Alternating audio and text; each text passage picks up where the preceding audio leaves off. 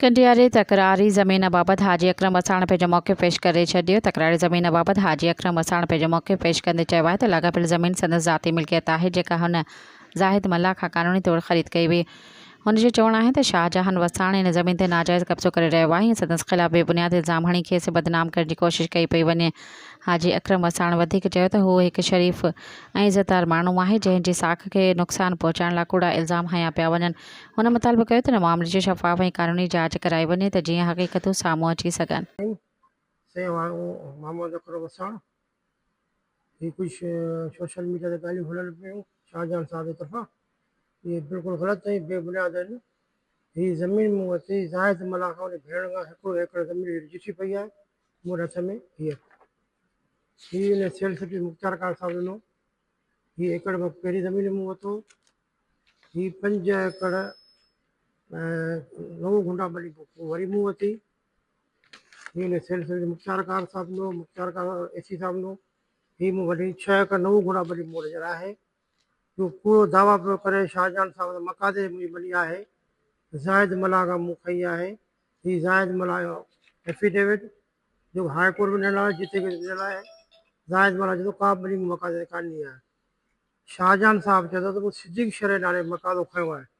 हालांकि सिद्दीक़ शरह वास्तो शाहजहान सां न हुअणु खपे, पर हीअ आहे सिद्दीक़ शरह जो मकादो जेको चयो थो मूं खयो आहे। 6 एकड़ ॿली आहे, 6 एकड़ 9 गुंडा। पर पूरी एग्रीमेंट में हुई गुंडा कोन लिखबो आहे, अगरि सची हुजे हा त 6 एकड़ 9 गुंडा लिखी आहे। हीअ ॿली आहे 6 एकड़ पूरी लिखी अथसि आहे ॿली 6 एकड़ 9 गुंडा ॿली ज़ाहिद मल्ला जी हुन भेण जी। हीअ सिद्दीक़ मल्ला जी आहे जो मूं मकादो खयो आहे। हीअ सिद्दीक़ मल्ला हीअ पंहिंजो सिद्दीक़ शरह जो एफिडेविट आहे संदेही माण्हू जो शाहजहान कूड़ थो ॻाल्हाए।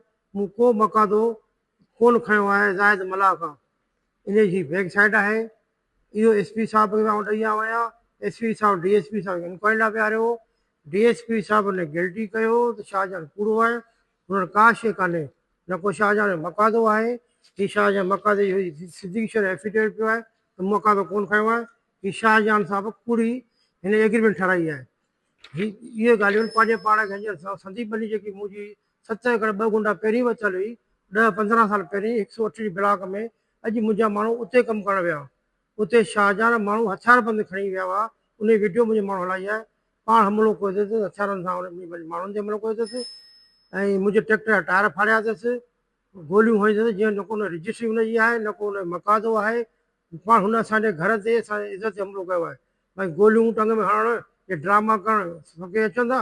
हाई कोर्ट इंक्वायरी करे, अगरि गोली लॻल आहे SP साहब इंक्वायरी करे, IG साहब करे, सुराल लाशारी साहब करे, असांजो क़बूल आहे। मूं हर सियासतदान खे चयो आहे, हर पंहिंजे बड़े वॾे खे चयो अथमि ऐं शरीफ़ माण्हू आहियां, हक़ लाइ पूरो मूं कयो आहे, हक़ लाइ मूं ज़मीन वरिती आहे। पर संदियुनि ज़मीन ते संदियुनि प्रॉपर्टी ते हमिलो कंदा, कूड़ियूं FIR कराईंदा, कूड़ो दावा कंदा, इस्पताल पिया हूंदा, त इहो तव्हां ॾिसो हाई कोर्ट ॾिसे, इंक्वायरी करायो, IG खां करायो, ख़ुदा करण खे मुले खां करायो, क़ुर शरीफ़ विच में रखी करियो। असीं हाज़िर आहियूं।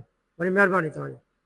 सब्सक्राइब कयो अवामी न्यूज़ HD खे ऐं ताज़ा तरीन ख़बरुनि लाइ ॾिसंदा रहो अवामी न्यूज़ HD।